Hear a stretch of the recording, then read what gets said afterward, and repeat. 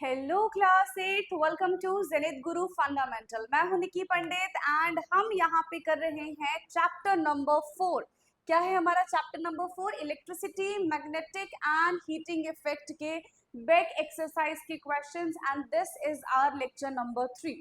सो फटाफट से हम देखेंगे कि आज की क्लास का पहला क्वेश्चन क्या है एंड उससे पहले आप मुझे बताएंगे कि क्या मेरी आवाज आप तक क्लियर पहुंच रही है या नहीं पहुंच रही है। Okay, so let's start today's class.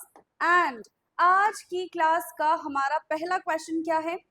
Keep the curiosity alive। ये तो आपको रखना ही है भाई, क्योंकि देखो जब तक क्यूरियोसिटी है ना, तब तक हम कोई भी चीज सीखना चाहेंगे।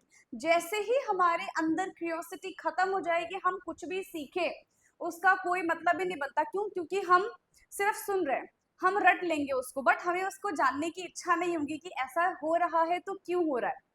इसीलिए हमें अपने अंदर की क्यूरियोसिटी को हमेशा अलाइव रखना चाहिए। चलो स्टार्ट करते हैं पहले क्वेश्चन से। पहला है हमारा fill in the blanks. The solution used in the voltaic cell is called. जो सोल्यूशन हम यूज करते हैं वोल्टाइक सेल में, उसको हम क्या कहते हैं? That liquid solution is called electrolyte. क्या कहते हैं भाई हम इसको? इलेक्ट्रोलाइट। इसको हम बोलेंगे electrolyte. A current carrying coil behave like अ। एक ऐसा कॉइल है ना, करंट कैरिंग कॉइल, उसमें करंट पास हो रहा है, वो किसकी तरह बिहेव करता है? वो एक मैग्नेट की तरह बिहेव करता है। किसकी तरह बिहेव करेगा? वो एक मैग्नेट की तरह बिहेव करेगा। So the first question is fill in the blank, जिसमें दो ही फिल इन द ब्लैंक्स थे और हमने उसको कर लिया है कंप्लीट। क्या इतनी बातें समझ में आई हैं? नेक्स्ट क्वेश्चन पे बढ़ जाएं अब हम। So second question is choose the correct option. यहाँ पे हमें बताना है कि कौन सा ऑप्शन करेक्ट है एंड कौन सा ऑप्शन यहाँ पे हमारे लिए इनकरेक्ट है। कितने पार्ट है इसमें? थर्ड। ओके, तीन ही पार्ट है। चलो now choose the correct option. So first one is dry cell are less portable compared to the voltaic cell। dry cell जो है वो less portable है, मतलब उसको कहीं लेके जाना, लेके आना, ठीक है, वो हमारे लिए ज्यादा कंफर्टेबल नहीं है as compare to the voltaic cell. फटाफट से बताएंगे क्या ये बात करेक्ट है? क्या ये बात करेक्ट है? नहीं है correct. Dry cell are more portable, less नहीं है, मोर पोर्टेबल है as compared to the voltaic cell. So this statement is false. Now the second one is a coil become an electromagnet only when electric current flow through it। कोई भी coil electromagnet तभी बनेगा जब उसमें electricity flow होगा। So definitely a coil become electromagnet when electric current flow through it. That means this is true. ये बात जो है एकदम करेक्ट है। Now the third one is, यहाँ पे हमारा थर्ड क्या है? An electromagnet using a single cell attract more iron paper clip than the same electromagnet with a battery of 2 cell. क्या कह रहे हैं ये? कि हमारे पास एक इलेक्ट्रोमैग्नेट है जिसमें सिंगल सेल लगा हुआ है, वो कम पेपर क्लिप को अट्रैक्ट करेगा as compare to those which have 2 cells. तो जितने ज्यादा सेल होंगे, है ना, जितने ज्यादा सेल होंगे उतना ज्यादा वो इलेक्ट्रिक करंट प्रोड्यूस करेगा, और जो जितना ज्यादा इलेक्ट्रिक करंट प्रोड्यूस करेगा वो उतना ज्यादा नंबर ऑफ क्या कर पाएगा? ये पिंस को अपनी तरफ अट्रैक्ट कर पाएगा। यही है। But then the same electromagnet कह रहे हैं, सेम तो नहीं होगा। सेल बढ़ेगा तो पावर बढ़ेगी, पावर बढ़ेगी तो मैग्नेटिक पावर और ज्यादा बढ़ जाएगी। That means this is false. So third option हमारा यहाँ पे क्या हो जाएगा? फॉल्स हो जाएगा। और हमने यहाँ पे 2 क्वेश्चन कर लिए हैं complete. Now will move to the third one, question number 3। क्या है ये question number 3? So an electric current flow through a nichrome wire. Electric current pass हो रहा है किससे? निक्रोम वायर से। For short time the wire become warm and the magnet compass placed below the wire is deflected. बताना है कि कौन सा ऑप्शन यहाँ पे करेक्ट हो जाएगा। Only A, only first is correct, only second is correct, दोनों के दोनों करेक्ट है, या फिर दोनों के दोनों इनकरेक्ट है। क्या हो जाएगा? जब करंट पास कराया जाएगा निक्रोम वायर से तो वो गर्म हो जाएगा। ऐसा ही एक्सपेरिमेंट हमारे एनसीईआरटी में भी गिवन था। तो first one is correct. Second one क्या है, the magnetic compass place below the wire is deflected. अब देखो अगर करंट पास होता है तो it will produce magnetic field, and when magnetic field produce compass will deflect. So both are correct, है ना, दोनों के दोनों यहाँ पे करेक्ट हो जाएगा। क्वेश्चन नंबर थर्ड का which option is correct? Yes, question number third which option is correct? Option C is the correct answer. Let's move to another question, that is question number 4. So question 4 है हमारा match the column. ठीक है, match the item in column A with those in column B. So the first one is voltaic cell. तो voltaic cell क्या है? Best suited for electric heaters, work on a magnetic effect of electric current, work on heating effect of electric current, या फिर generate electricity by the chemical reaction. So voltaic cells who generate the electricity by chemical reaction. So this one is the first, है ना। फिर बात करते हैं कि electric iron क्या होता है। इलेक्ट्रिक आयरन क्या होता है? Work on heating effect of the current, ये हीट प्रोड्यूस करेगा। ठीक है, हीट प्रोड्यूस करेगा। यस, तो यहाँ पे हमारा ये सेकेंड वन हो जाएगा। फिर निक्रोम वायर, निक्रोम वायर का क्या है? इसको हम एज अ हीटर यूज कर सकते हैं और हीटर में यूज कर सकते हैं। So this is the third. बच कौन सा गया? Electromagnet. So electromagnet work on the magnetic effect of the electric current. So this one is the fourth one. Easy. देखो अभी तक हमने जितने भी क्वेश्चन किए that was quite easy. ठीक है, नेक्स्ट क्वेश्चन पे आ जाते हैं, question number 5. So question number 5 है हमारा यहाँ पे, nichrome wire is commonly used in electrical heating. Nichrome wire को हम इलेक्ट्रिकल हीटिंग में इस्तेमाल करते हैं because it is a good conductor of electricity, generate more heat for a given current, cheaper than copper और इंसुलेटर ऑफ इलेक्ट्रिसिटी। क्यों हम nichrome wire का इस्तेमाल करते हैं?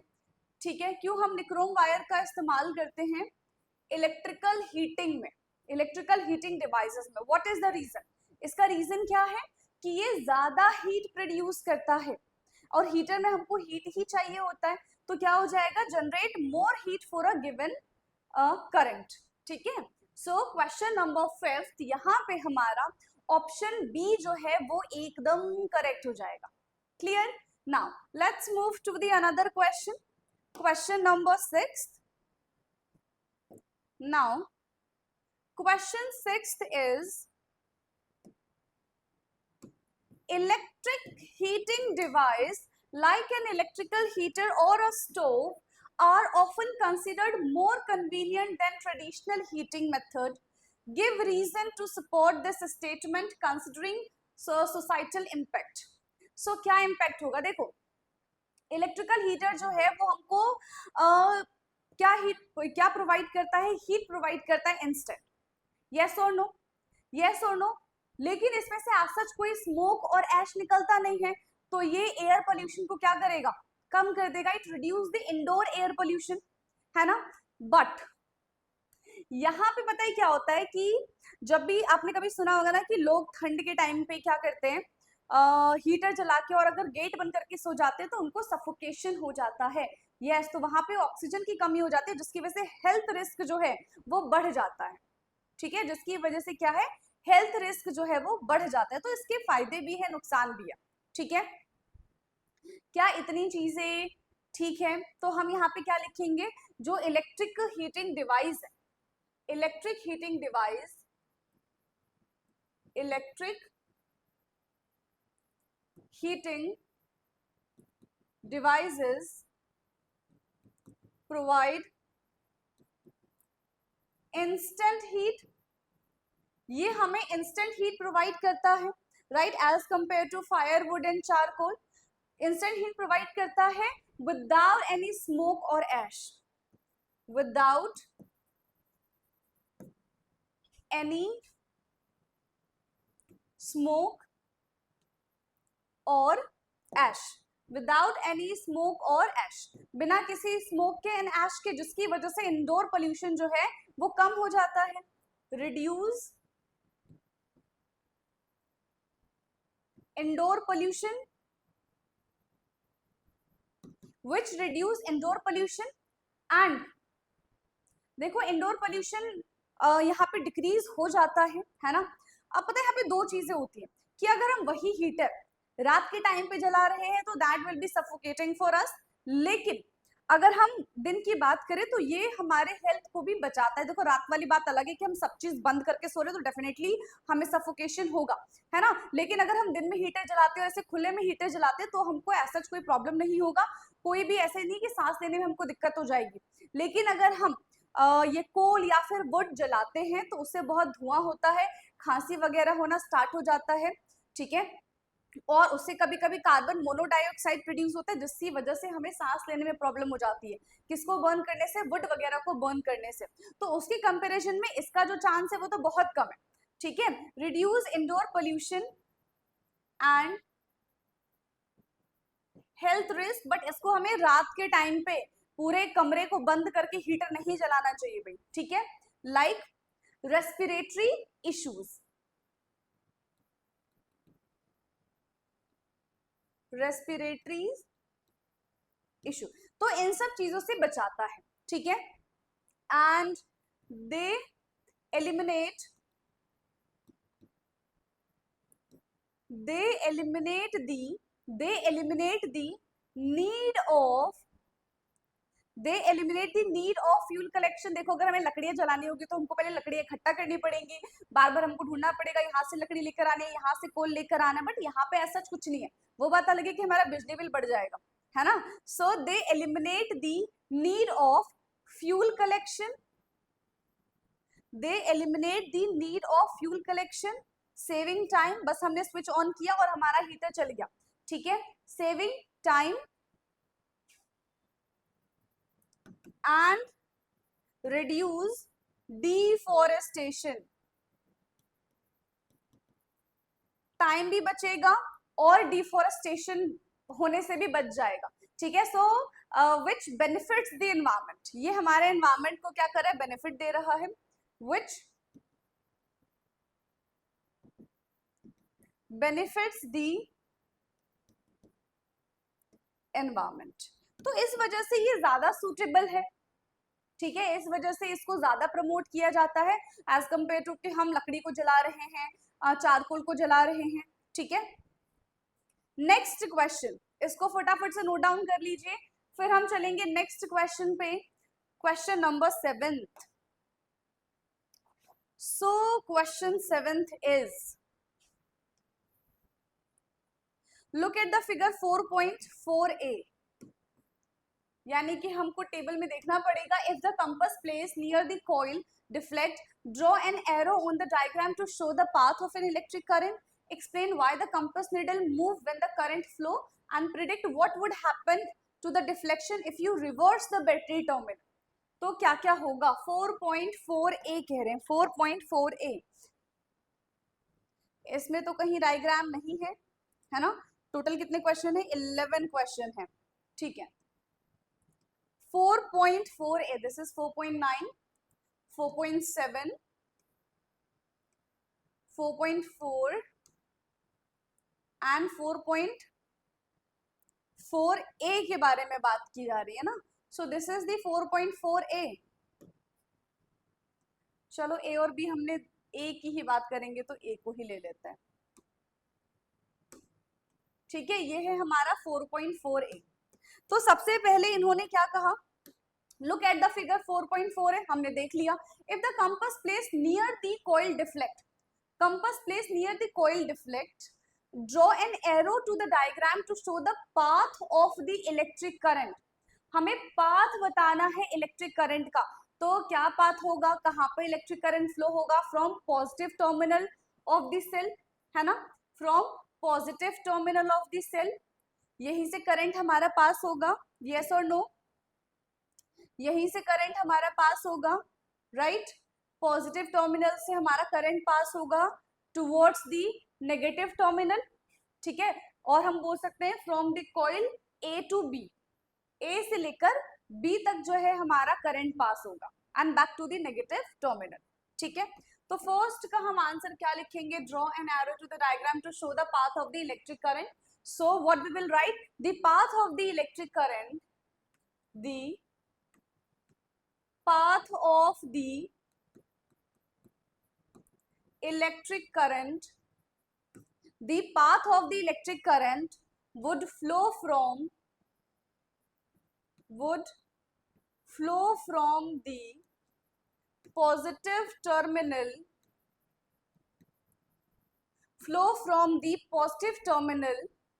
of the cell.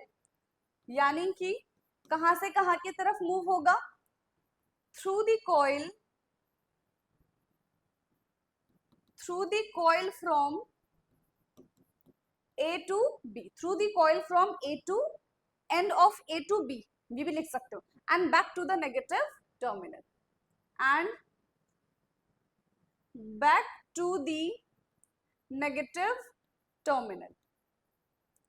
Now the second part is explain why the compass needle move when current flow. ठीक है, जैसे ही करंट फ्लो होता है तो कंपास मूव क्यों करने लग जाता है, ड्यू टू मैग्नेटिक फील्ड, है ना. सो कंपास निडल मूव क्यों, क्योंकि करंट फ्लो हो रहा है through the coil which create the magnetic field, और जो वो जो मैग्नेटिक फील्ड क्रिएट हुआ है वो मैग्नेटिक फील्ड किसके कांटेक्ट में आएगा, उस कंपास के कांटेक्ट में आएगा, और उसकी वजह से कंपास का जो निडल है वो क्या हो जाएगा, मैग्नेट है ऑफ कोर्स, तो मैग्नेटाइज हो जाएगा एंड शो द डिफ्लेक्शन, जिस तरीके से करंट फ्लो हो रहा है. ठीक है, so the compass needle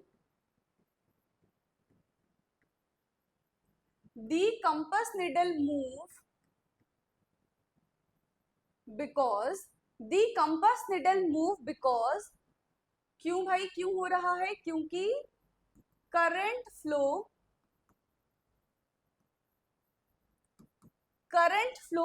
through the coil create magnetic field,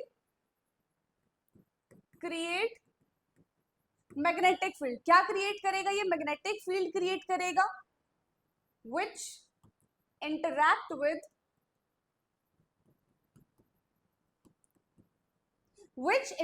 with the needle, जो निडल के साथ इंटरैक्ट करेगा, जो निडल्स क्या है, खुद एक ओन, हम बोल सकते हैं ओन मैग्नेटाइजेशन, ठीक है, ये क्या है, ओन मैग्नेटिज्म shows deflection और causing deflection,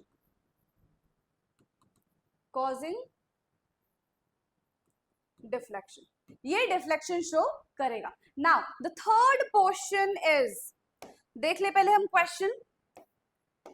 so the question is कि predict what would happen to the deflection if you reverse the battery terminal. अगर हम बैटरी टर्मिनल को रिवर्स कर देते हैं, बैटरी टर्मिनल को हम क्या कर देते हैं, रिवर्स कर देते हैं.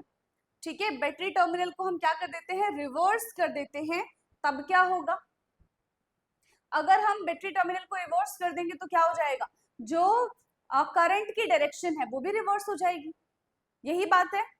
और हम अगर करंट की डायरेक्शन चेंज करेंगे तो जो पोल होंगे, जो मैग्नेटिक फील्ड प्रोड्यूस होगा उसके भी पोल जो है वो रिवर्स हो जाएंगे. ठीक है, सो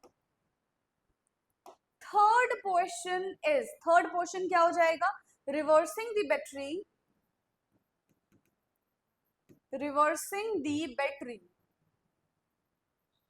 बैटरी रिवर्स करने से क्या होगा, reverse the battery terminal would,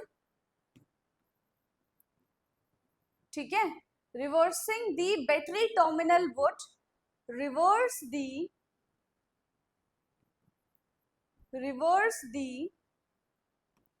current direction,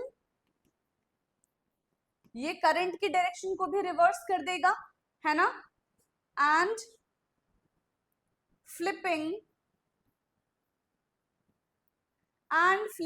the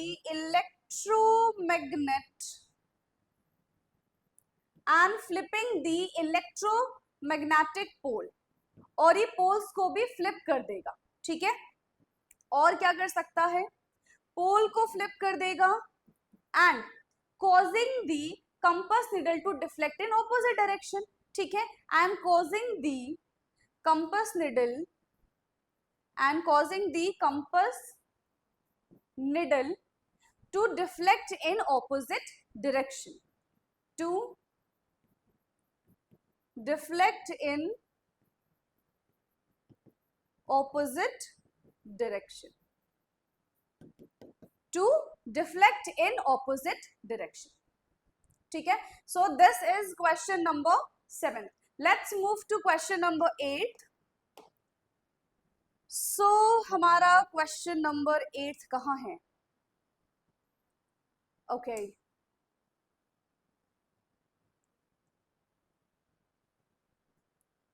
question number 8 is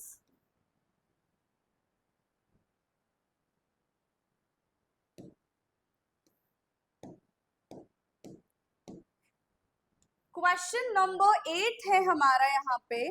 suppose Suman forgot to move the switch of her lifting electromagnet model to off.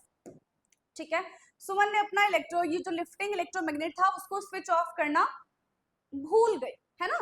तो टू इंट्रोड्यूस स्टोरी, ठीक है, इन इंट्रोडक्शन स्टोरी, ठीक है. After some time, the iron nail no longer pick up the iron paper clip, but the wire wrap around the iron nail is still warm. Why did the lifting electromagnetic stop lifting the clip? Give possible reason. तो मतलब अगर on position में भी है तो कुछ time के बाद ये जो इलेक्ट्रोमैग्नेट है, ठीक है, जो लिफ्टिंग इलेक्ट्रोमैग्नेट है वो अपना काम करना बंद कर दे रहा है. क्यों ऐसा क्यों हो रहा है? क्योंकि देखो अगर वो ज्यादा लंबे टाइम तक ऑन रहा तो हो सकता है उसकी जो बैटरी है, ठीक है, वो खत्म हो गई हो. उसकी जो बैटरी है वो क्या हो गई हो? खत्म हो गई हो. करंट फ्लो होना बंद हो गया हो जिसकी वजह से वो मेटल को अट्रैक्ट नहीं कर पा रहा है. और दूसरा क्वेश्चन क्या था कि फिर वो हीट क्यों था? तो जो भी बचा कुचा उसमें से करंट होगा वो हीट की फॉर्म में बाहर निकल रहा होगा, या फिर पहले से ही जो हीट प्रोड्यूस था वही हीट अभी भी हमको दिख रहा होगा. तो ये कुछ रीजंस हो सकते हैं, पॉसिबल रीजंस हो सकते हैं. ठीक है, तो क्या लिखेंगे हम इसका answer? The lifting electromagnet stop lifting the clip, है ना. दी lifting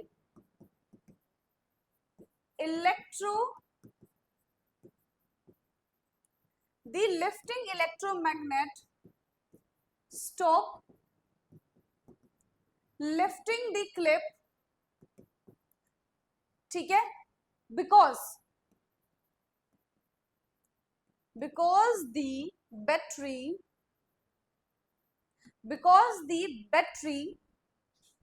deplete over the time,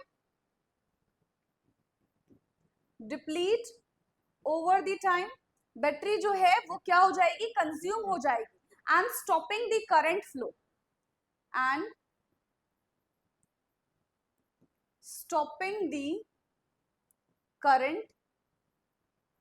flow, और इसमें करंट फ्लो नहीं होगा. ठीक है, एंड एलिमिनेटिंग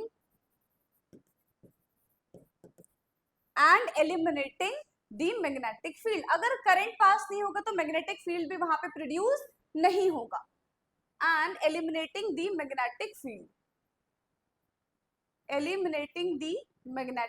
फील्ड, और ये मैग्नेटिक फील्ड को क्या कर देगा? एलिमिनेट कर देगा. ठीक, दी वायर, अब जो वायर है रिमेन्स वार्म, है ना.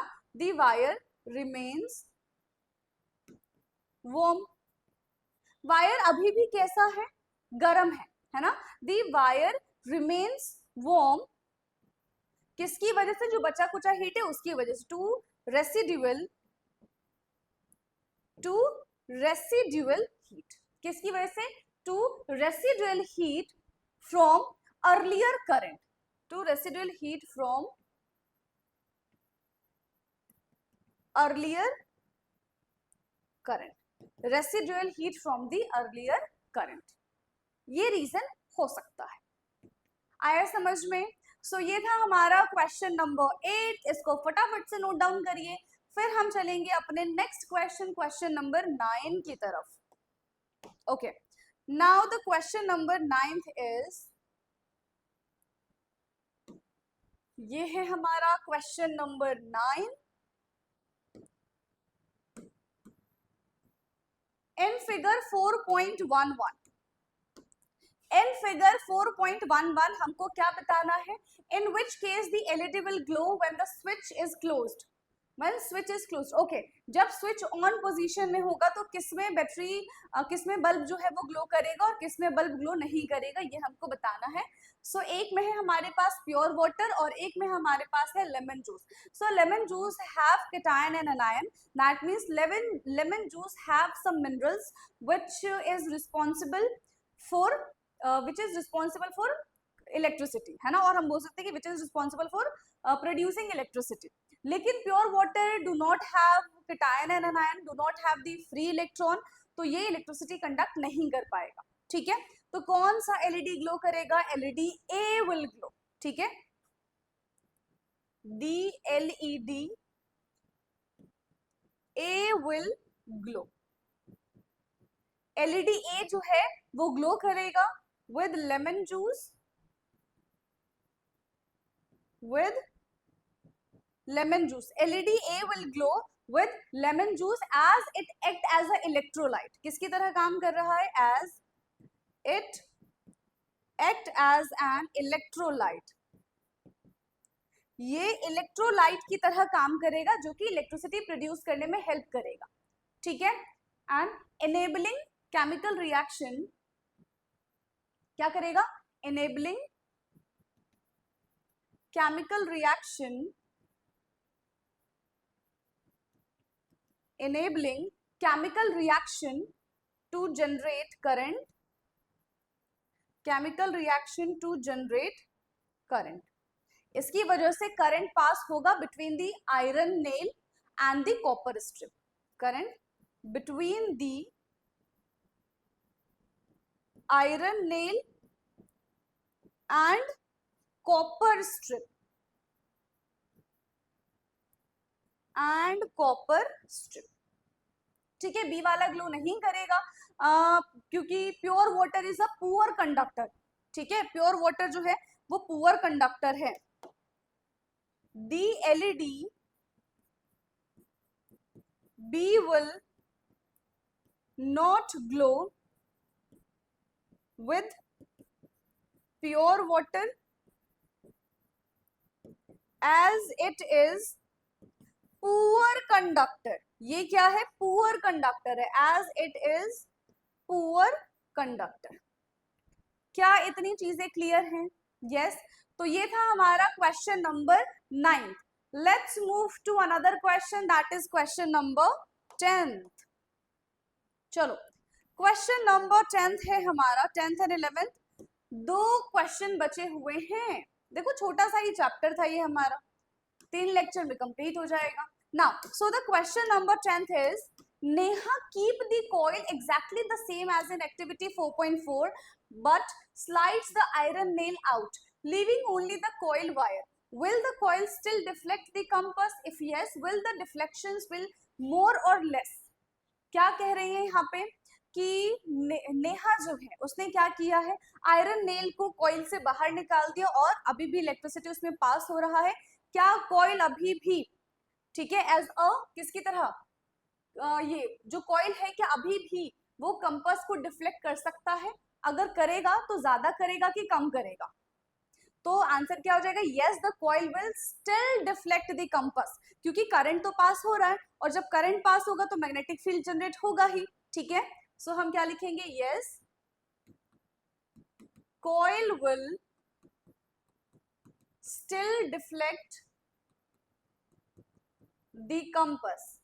कॉइल जो है अभी भी कंपास को डिफ्लेक्ट करेगा as current pass through it, as current passes through it,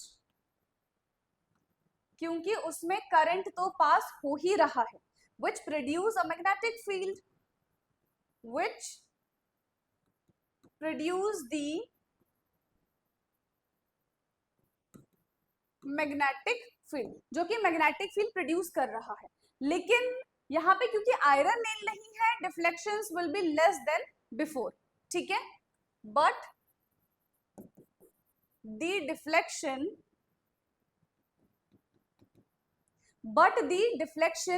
will be less, किसकी कंपैरिजन में, प्रीवियस की कंपैरिजन में, ठीक है, then before.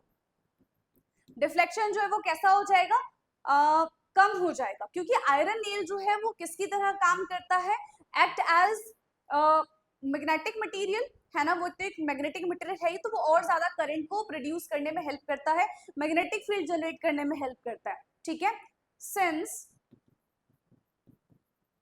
The iron nail, since the iron nail act as core, है ना, iron nail act as core, that strength, iron nail किसकी तरह काम करता है, कोर की तरह काम करता है, that strengthen the magnetic effect, the magnetic effect, that strengthen the magnetic effect. So this is our question number, कौन सा था, 10.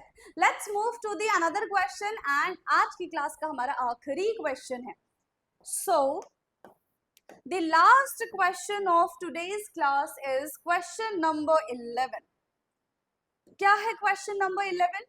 We have 4 coil, ठीक है भाई, of similar shape and size made up from iron, copper, aluminium and nichrome. Iron, copper, aluminium and nichrome, ठीक है. क्या कह रहे हैं, क्या कह रहे हैं आपसे, हमसे, we have 4 coil, ठीक है, similar shape का है, from the iron, copper, aluminium and nichrome as shown in this figure. और भी कुछ है क्या, ये तो आधा ही क्वेश्चन है, हाँ और भी है, चलो. So अब आया ना क्वेश्चन, पहले नहीं था हमें पता क्वेश्चन क्या है. Now the question is, when current is passed through the coil, compass needle placed near the coil will show deflection, ठीक है. कौन डिफ्लेक्शन शो करेगा, only in circuit A, only in circuit A and B, only in circuit A B C, या फिर in all 4 circuit. क्या इसका answer हो जाएगा, तो देखो, iron, copper, aluminium and nichrome all are the metal which have a tendency to produce electricity and produce a magnetic field that will deflect the magnetic compass, ठीक है. अगर higher पूछते तो आंसर हमारा निक्रोम हो जाता, बट यहाँ पे हायर हमसे नहीं पूछ रहे हैं ना. When current is passed through the coil, compass needle placed near the coil will show deflection. All the coil will show deflection, है ना. तो हम इसका आंसर क्या बोल देंगे, in all 4 circuit. क्या हो जाएगा इसका correct answer, in all 4 circuit the current will flow, ठीक है. करंट फ्लो होगा and it will show the deflection to the magnetic compass. तो यहाँ पे हमारा सारा का सारा जितने भी क्वेश्चन थे, ओनली 11 क्वेश्चन इज देयर, हमने सारे के सारे क्वेश्चंस को किया है बहुत अच्छे से कंप्लीट, एंड आई होप कि ये चैप्टर आपको अच्छे से समझ में आया होगा. बट स्टिल अगर कोई भी डाउट रह जाता है तो आप कमेंट करके बताएंगे, एंड आप मुझे बताएंगे कि आपको ये क्लास कैसी लगी. ऑफ कोर्स आप कमेंट करेंगे और मुझे बताएंगे कि यस मैम हमको ये क्लास ऐसी लगी, या फिर अगर आपको सजेशन भी देना चाहते हो तो आप सजेशन भी दे दो कि मैम हाँ इस तरीके से थोड़ा करवाइए, हमको और बेटर तरीके से समझ में आएगा, है ना. या फिर आप बहुत धीरे धीरे बोल रहे हो, बहुत तेज तेज बोल रहे हो, तो यू कैन सजेस्ट मी, ठीक है. तो मैं आपका सजेशन जरूर लूंगी. बट आज की क्लास के लिए इतना काफी है, बाकी मिलेंगे हम अपने नेक्स्ट क्लास में. तब तक के लिए पढ़ते रहिए and thank you so much.